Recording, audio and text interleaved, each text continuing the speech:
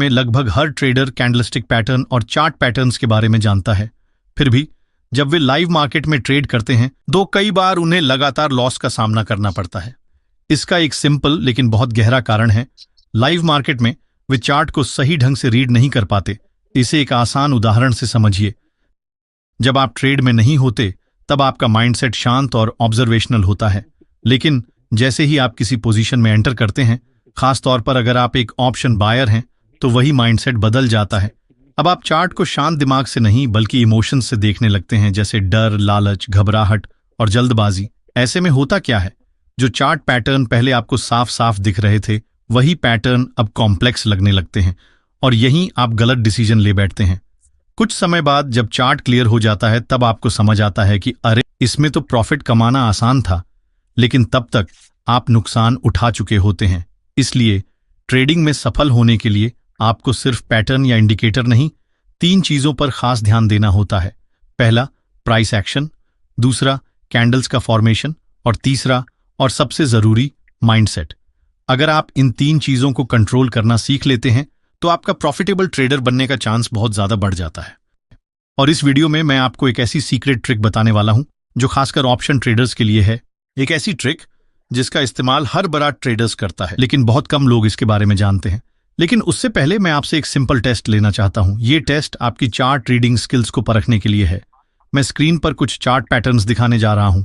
हर chart को देखने के बाद आपके पास सिर्फ 5 सेकंड होंगे ये बताने के लिए कि अगर आप लाइव मार्केट में होते तो आप बाय करते या सेल। आप अपने डिसीजन का लॉजिक भी कमेंट में जरूर शेयर करें। तो चलिए शुरू करते हैं। ये पहला चार्ट है, निफ्टी 5 मिनट का टाइम फ्रेम। ध्यान से देखिए और सोचिए, क्या आप यहां खरीदते या बेचते? आपके पास हैं सिर्फ 5 सेकंड।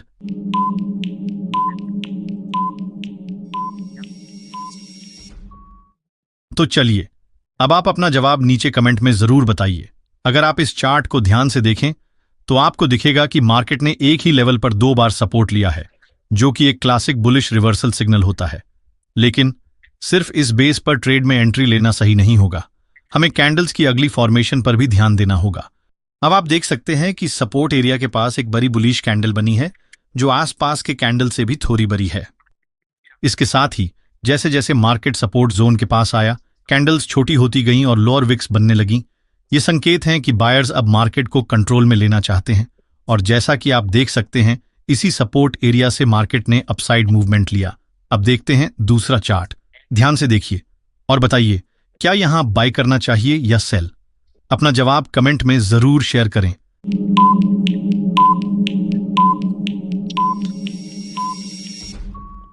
इस चार्ट में आप देख सकते हैं कि मार्केट ने कई कैंडल्स के जरिए एक स्ट्रांग बेस बनाया है जहां प्राइस बार बार रुक रहा था। इसका मतलब है कि बायर्स धीरे धीरे मार्केट में एंटर कर रहे हैं। यह एक एक्यूमुलेशन सिग्नल है। इसके बाद एक बड़ी बुलिश ब्रेकआउट कैंडल बनती है जो उस बेस से ऊपर निकलती है। इसका साफ मतलब है कि अब सेलर्स की ताकत कम हो रही है और बायर्स कंट्रोल में आ रहे हैं। इसलिए यहां हम एक बाय ट्रेड प्लान कर सकते हैं। और जैसा कि आप देख सकते हैं, मार्केट यहां से ऊपर चला गया। अब देखते हैं तीसरा चार्ट। इस चार्ट को गौर से देखिए और बताइए, बाय दोनों चार्ट्स के सही जवाब दिए हैं तो यह साबित करता है कि आप चार्ट पैटर्न्स को अच्छे से समझ पा रहे हैं। लेकिन सवाल यह है, जब आप लाइव मार्केट में होते हैं तो फिर भी लॉस क्यों होता है? और अगर आपने इनमें से कोई भी जवाब गलत दिया है तो फिर यह वीडियो आपके लिए और भी जरूरी है। इसे पूरा जरूर देखिए, क्योंकि आगे मैं आपको वो सीक्रेट ट्रिक बताने वाला हूं जो आपकी ट्रेडिंग को पूरी तरह बदल सकती है।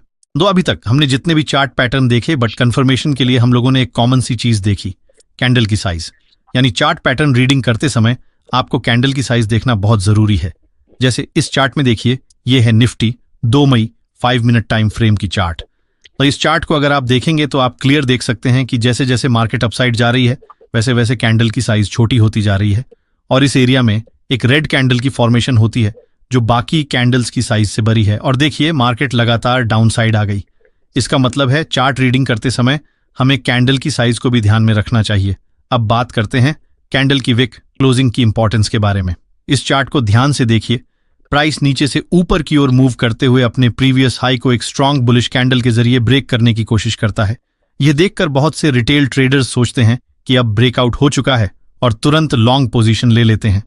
लेकिन थोड़ी ही देर में वही कैंडल उस स्विंग हाई के नीचे जाकर क्लोज हो जाती है। कुछ समय बाद मार्केट फिर से उसी लेवल पर आता है, लेकिन इस बार एक लंबी अपर विक बनती है और कैंडल फिर से उसी रेंज में क्लोज हो जाती है। यही वह जगह है जहां ट्रेडर्स फंस जाते हैं, ट्रैप हो जाते हैं। जब प्राइस किसी इंपॉर्टेंट लेवल को बिना रुके लगातार ऊपर चढ़ते हुए ब्रेक करता है तो अक्सर पहले से मौजूद बायर्स वहां प्रॉफिट बुक करते हैं।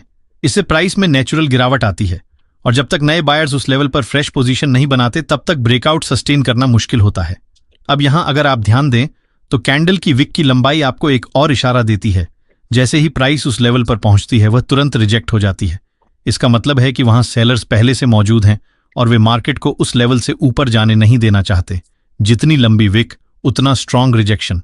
इसलिए अगर किसी दिशा में बार बार रिजेक्शन कैंडल्स बन रही हैं और प्राइस उस विक हाई को ब्रेक करके क्लोज नहीं कर पा रही तो वहां आपको ट्रेड नहीं लेना चाहिए। लेकिन बहुत से रिटेल ट्रेडर्स बिना इन बातों को समझे सिर्फ ब्रेकआउट देखकर ट्रेड एंट्री कर लेते हैं और फिर बार बार लॉस झेलते हैं। ट्रेडिंग सिर्फ पैटर्न की बात नहीं है, ये माइंडसेट प्लस प्राइस बिहेवियर की समझ का खेल है। इसलिए अगली बार जब भी आप चार्ट देखें, विक और कैंडल क्लोज पर ध्यान दीजिए। ये छोटे संकेत ही आपको बड़ा लॉस से बचा सकता है। लेकिन अब आइए बात करते हैं कुछ बेहद अहम टिप्स की जिन्हें हर प्रोफेशनल ट्रेडर फॉलो करता है और आपको भी जरूर करने चाहिए। ये ना, plan before you trade. Her trade से पहले एक स्पष्ट प्लान होना चाहिए। इसमें आपकी एंट्री पॉइंट, स्टॉप लॉस और टारगेट पहले से तय हों। जब सब कुछ पहले से परिभाषित होता है तो ट्रेडिंग के दौरान आपकी इमोशनल इन्वॉल्वमेंट कम होती है और आप ज्यादा डिसिप्लिन के साथ ट्रेड ले पाते हैं। इसका सीधा असर आपके रिस्क और प्रॉफिट पर पड़ता है। रिस्क कम होता है, प्रॉफिट के चांस बढ़ाते हैं। Don't just watch index charts, watch option premium charts too.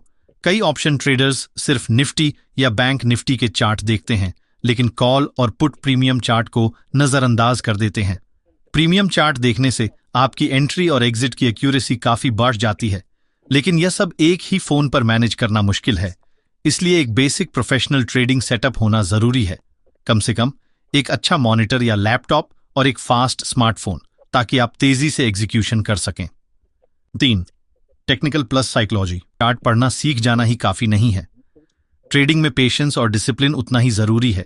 कई बार लोग सेटअप के कंफर्म होने से पहले ही ट्रेड ले लेते हैं और जब असली मूव आता है तब तक वे नुकसान में होते हैं और ट्रेड से बाहर हो जाते हैं।